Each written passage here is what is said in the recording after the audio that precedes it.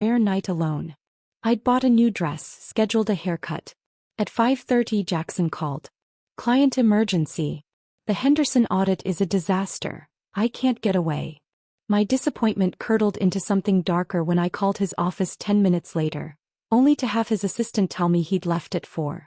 His location app showed him at work, but when I drove past his office building at 7 p.m. his car wasn't there. I circled the parking lot twice to be sure.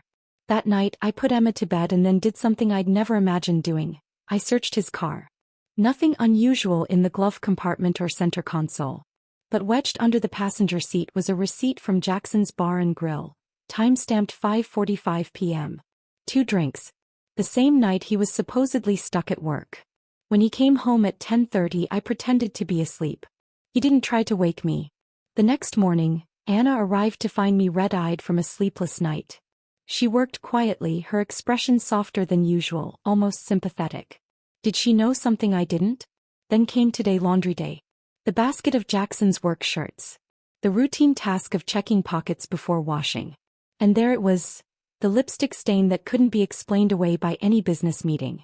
The exact shade I'd seen on Anna's lips yesterday as she polished our silverware, humming softly to herself.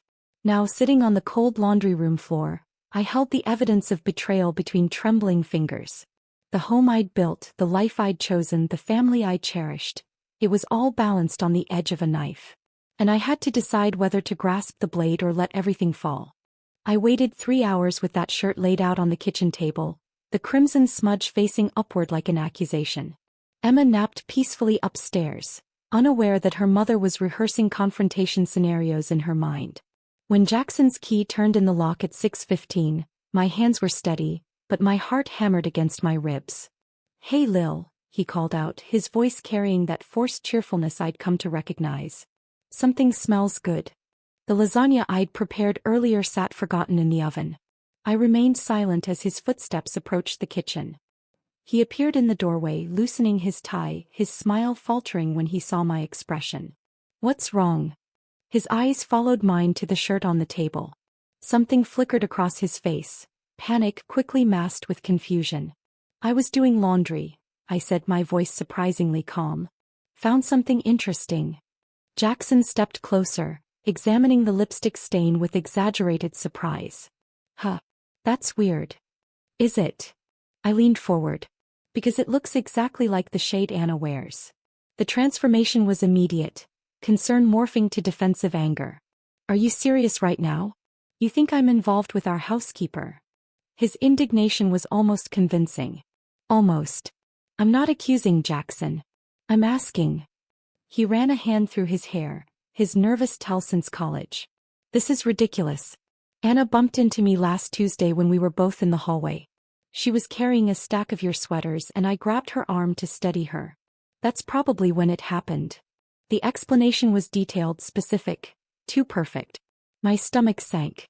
"She wasn't here Tuesday. She comes Mondays and Thursdays." A flicker of panic crossed his features before he recovered. "Right, Thursday then. I'm under a lot of pressure at work, Lily." Days blurred together. The conversation spiraled into a textbook case of gaslighting. Jackson expressed hurt that I doubt him, reminded me of all he sacrificed for our family, suggested my isolation at home was making me paranoid. By the time Emma woke crying, I'd almost convinced myself I was overreacting.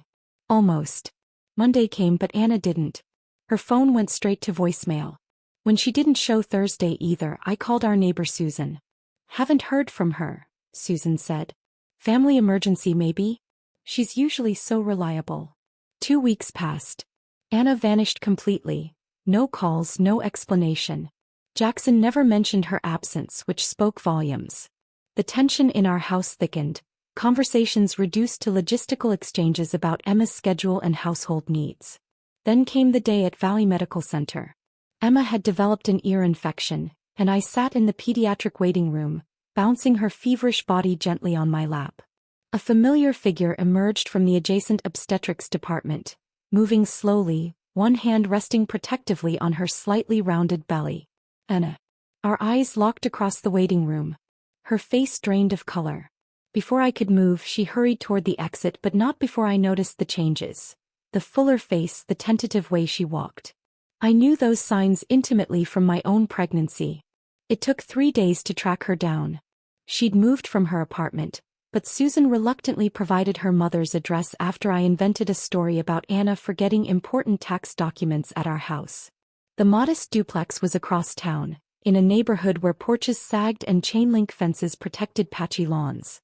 Anna agreed to meet at a coffee shop halfway between our homes. When she arrived, her pregnancy was more noticeable in her fitted t-shirt. She ordered herbal tea with trembling hands and couldn't meet my eyes. "How far along?"